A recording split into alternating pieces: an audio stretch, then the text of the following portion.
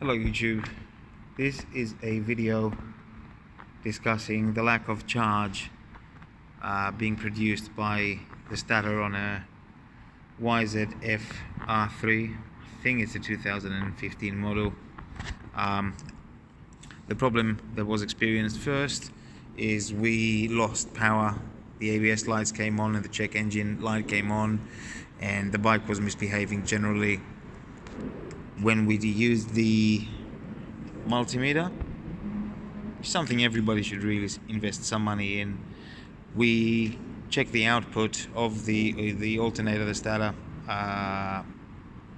onto the battery, and it only really produced insufficient voltage to keep the battery up. It was slowly draining it even if the engine was running.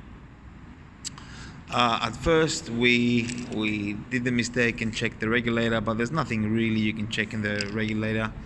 In these models, the regulator and the rectifier are in the same unit, and yeah, the way to check it, because of the MOSFETs in there and the electronic circuitry, the only checks you can make are downline. So the test you have to run before you conclude that it is your rectifier and regulator is go and take the readings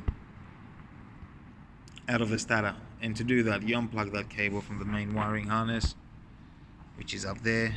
For that you need to remove a couple of bits of plastic, and once you remove the wiring harness, you can plug your multimeter in the AC setting, because that's alternating current, and check all three prongs against each other at the AC setting. What you're looking at when the engine is running, you're looking at a voltage of about 28 AC volts at idle, or 28 volts upwards to about 58, 60, 80.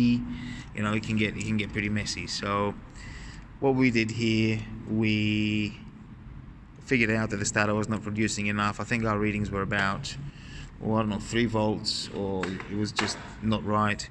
And we went and purchased, well, when I say we, Adnan went and purchased a new stator.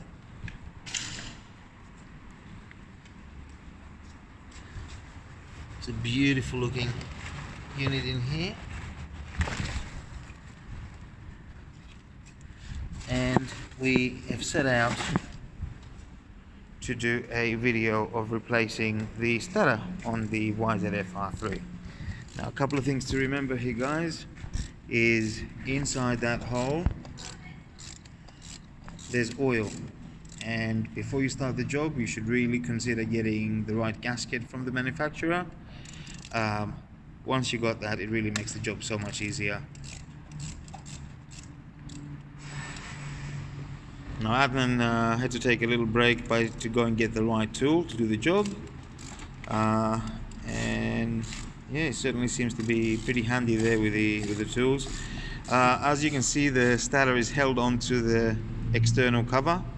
When that cover is removed, you probably lose about half of the oil that was in the engine. So certainly something to keep in mind is have some oil to top up, or have a mate, that's me, that will hopefully help him to go and get some oil for the bike. Although, strictly speaking, you should be able to travel a short distance with that oil outside of the engine.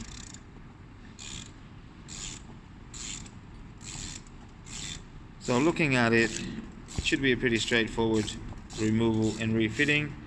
He's just done the 3 rather tight Allen bolts, and once they come off, we will just lift the old one and get the new one. I think with this one you can see the burnt out bits just there, and that's not surprising why it's not generating enough power.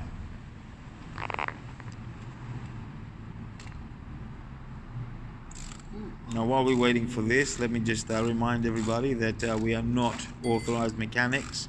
We are not recommending you do this work yourself, and let's face it, most of the time people undertake these things and they usually make a lot of damage. So do not proceed unless you're willing to do damage and you're consenting to having received this invaluable piece of information from us.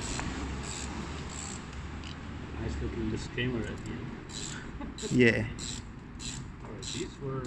Well, the other argument is that we are completely stupid to be doing this on the side of the road at some urban location.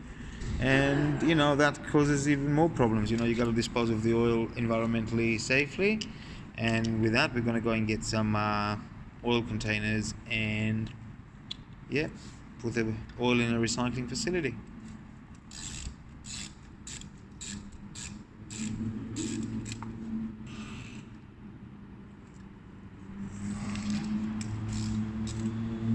Right, well, we'll take a little break. I'll go and put the kettle on, and we'll get those Allen bolts off, and we'll be in touch later.